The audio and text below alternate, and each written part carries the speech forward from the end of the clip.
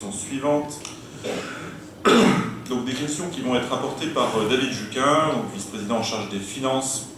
On va commencer par la question 19 pour aller avec la question 24.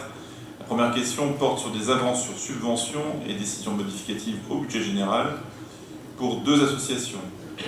Donc l'association Athénée et ICAR, et ensuite les associations Les Cèdres et Tiers-Pieds Enfance Loisirs.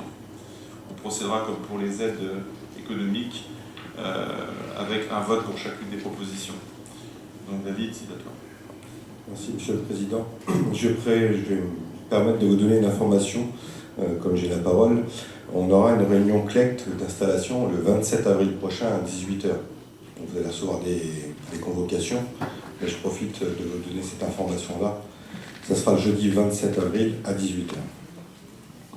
Je profite aussi pour vous informer que concernant les subventions aux associations, là nous sommes sur des avances de subventions aux associations, mais qu'il y a un travail qui est en train d'être fait pour flécher les associations selon les thématiques, et qu'il y aura un travail qui sera fait au sein de chaque thématique pour attribuer le montant définitif des subventions pour cette année 2017. Donc là, la délibération qui vous est présentée, c'est surtout des avances de trésorerie. Donc les votes des subventions aux associations, dont le montant est supérieur à 10 000 € sera soumis au Conseil de communauté du 22 juin prochain. Les charges supportées par les associations Athénée et ICAR ne permettent pas d'atteindre l'attribution d'une subvention au titre de l'année 2017.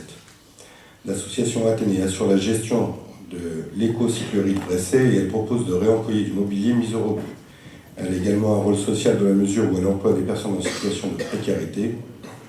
Et nous avons l'association ICAR qui a été créée pour favoriser l'accueil en milieu rural sur le territoire du Val-de-Sée. À ce titre, elle a exploité pendant 2 saisons le parc de loisirs, le village enchanté. De plus, pour faciliter la gestion du personnel vacataire, l'association embauche des emplois aidés qui sont mis à disposition du centre social et du centre de loisirs du Val-de-Sée. Donc il vous est proposé d'octroyer 2 avances de subvention de 5 000 € pour chaque association, et ensuite de faire une décision notificative sur le budget général, donc sur le fonctionnement de l'article 65-74 de 10 000 €, avec une contrepartie au 658 pour moins 10 000 €.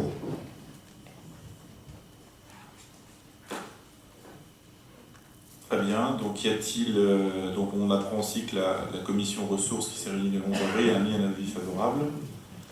Tout à fait. Néanmoins, donc, la parole est à l'Assemblée si elle souhaite des précisions sur ces avances de subvention. Oui, M. Morel. Je ne comprends pas bien le sens de la phrase qui dit « Les charges supportées par les associations Athénée et ICAR ne permettent pas d'attendre l'attribution d'une subvention au titre de l'année 2017 ». Pourquoi on vote une subvention ? C'est parce que les années précédentes, elles touchaient déjà une subvention et qu'ils ne peuvent pas attendre le vote de juin pour pouvoir régler leur problème de trésorerie. C'est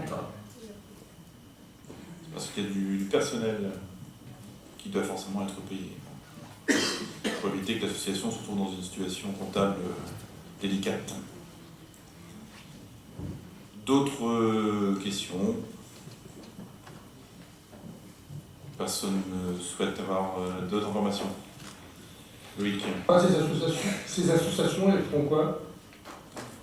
Alors, c'est rappelé dans la délibération. C'est rappelé dans la notice. Il y avait un petit résumé que c'était une gestion de l'éco-cyclerie de Bresset, et qui remploie du mobilier mis au rebut.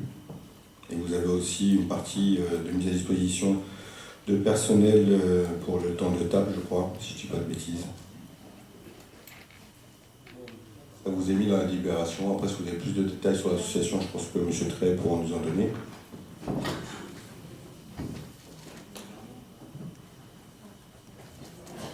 Pour ce qui est de l'éco-recyclerie, actuellement il y a 4 emplois aidés, notamment 2 CAE. Il y a aussi un CDD jusqu'à la retraite de la personne, plus 2 contrats à venir.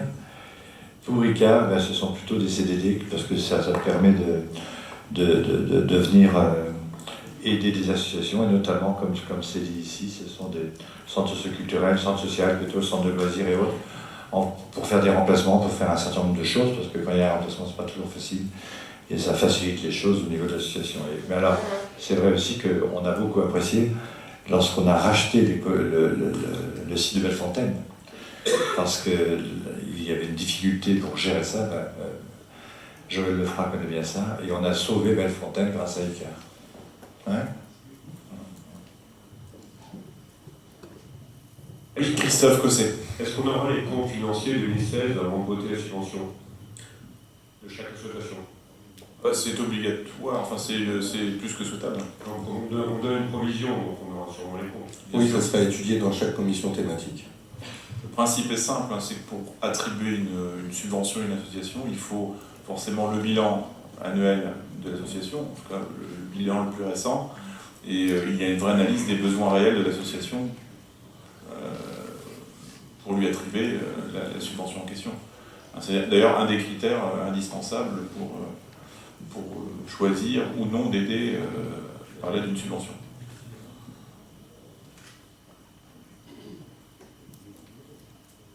Y a-t-il d'autres prises de parole? Je ne vois pas de main se lever. Donc je vous propose de voter pour ce premier point de la question numéro 19.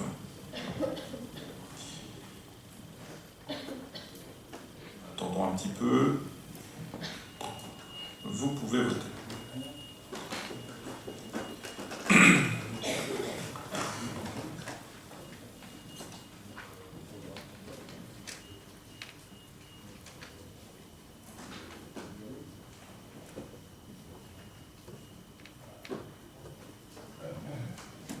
Bien, nous avons 129 votes exprimés, avec 113 votes pour, 5 votes contre et 11 abstentions. Donc à la majorité, ce point est adopté. On peut passer au point suivant. Donc, il s'agit à présent de l'association Les Cèdres et Tire-Pied Enfance Loisirs. Donc pour les mêmes besoins, des besoins de trésorerie pour ces associations-là. Donc nous avons l'association Les Cèdres qui a sollicité une subvention 2017 d'un montant global de 185 000 €.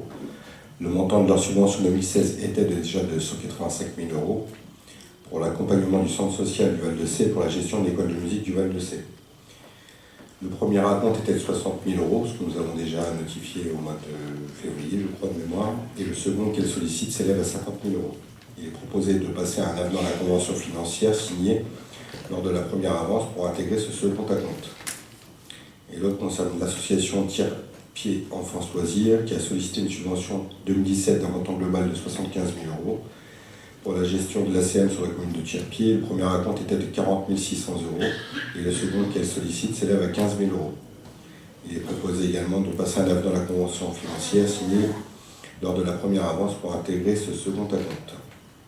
Il vous est proposé d'accepter le versement de ces deux acomptes de 50 000 et 15 000 €, d'autoriser la signature des deux avenants correspondants visant à intégrer ce deuxième acompte dans chaque convention financière, et la notification sur le budget général de l'article 65-74 à plus 65 000 € et aussi 158 pour au moins 65 000 €. Et la commission ressources qui s'est réunie mardi dernier a émis un avis favorable.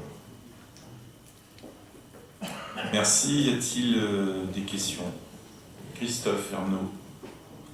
Oui, je voudrais savoir si l'association Tire-Pied Enfance Loisirs est l'association qui a en charge aussi le périscolaire.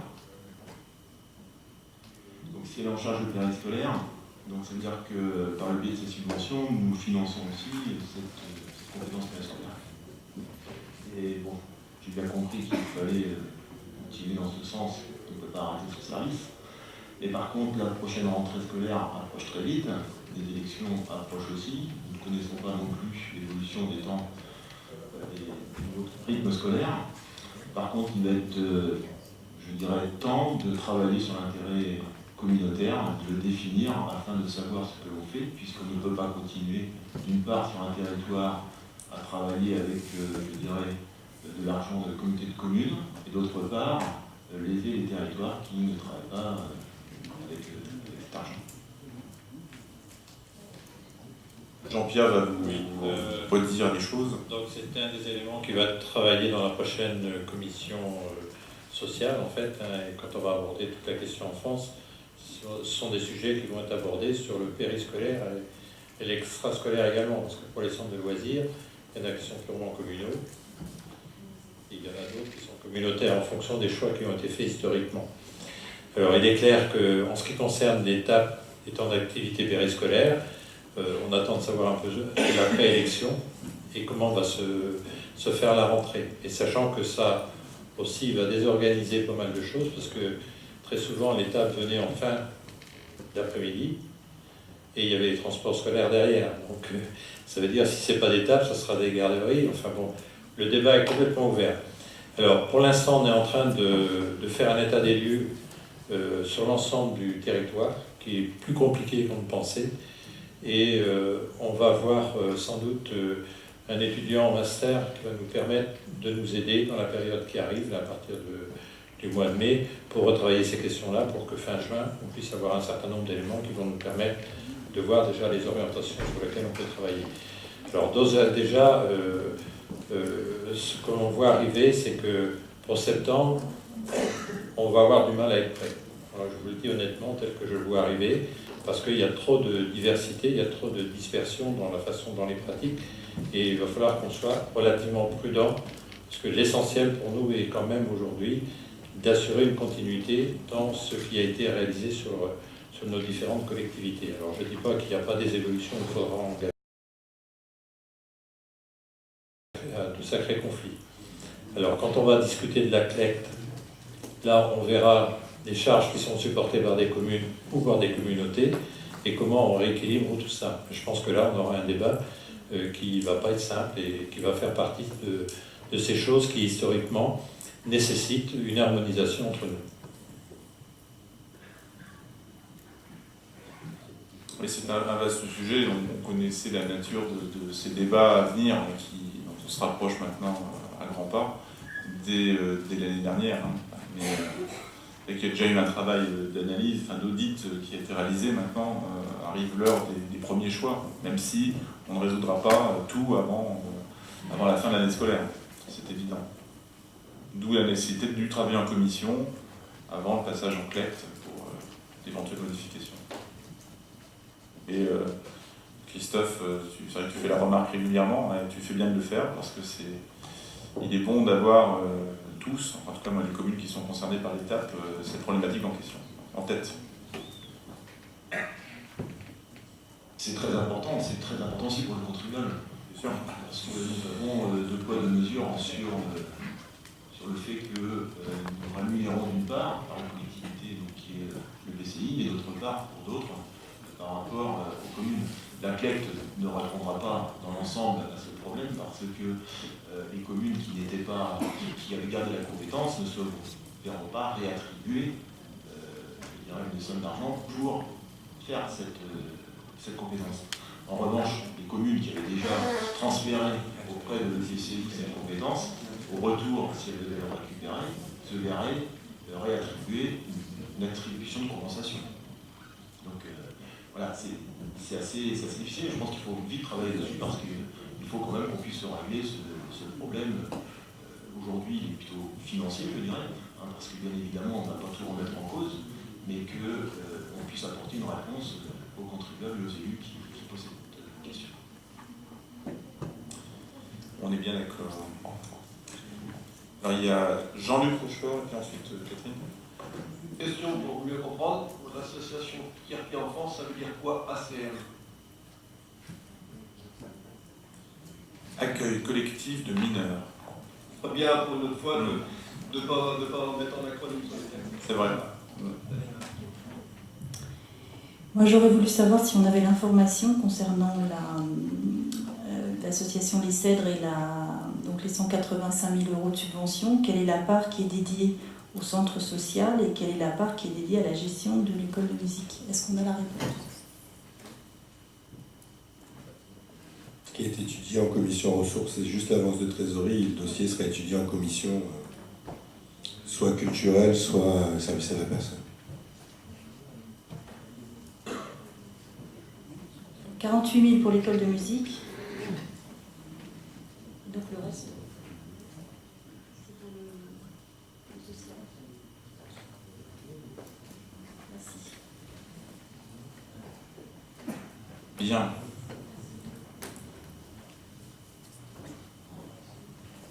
136 000 pour le reste. Voilà. Donc 48 000 pour l'école de musique et 136 000 pour le reste. Ça fait partie de l'état des lieux qu'on est en train d'élaborer parce que il y a plein de choses qui se recoupent. Il y a des associations qui ne touchent que la jeunesse et des associations qui couvrent un ensemble d'activités sur leur territoire. Donc on est en train d'expertiser secteur par secteur. C'est la petite enfance de 0 à 3 ans, c'est du 3-10 ans, l'accueil jeune après, et puis après un certain nombre d'actions au niveau social. Et à côté de ça, on a l'État, on a un certain nombre d'autres secteurs également, et on expertise également avec Denis Laporte toutes les questions qui concernent l'aspect sportif, les déplacements vers les piscines ou vers ce qui est plutôt d'intérêt communautaire au niveau d'un certain nombre d'établissements. Alors vous voyez un peu, le sujet est très vaste et il va falloir identifier le qui fait quoi à l'intérieur de ça et quelles sont les sommes à quoi ça correspond. Je pense que la question de Christophe Ernaud est tout à fait pertinente. Il faudra qu'on aille suffisamment dans le détail pour savoir ce qui était du domaine des communautés, du domaine des communes aujourd'hui, et qu'on voit un peu comment on va se sortir en termes de solution de toutes ces problématiques. Bien, merci. Y a-t-il d'autres prises de parole avant que nous procédions au vote? A priori non, je ne vois pas de main se lever, donc nous pouvons remettre la machine à voter en route. Veuillez patienter quelques instants. Vous pouvez voter.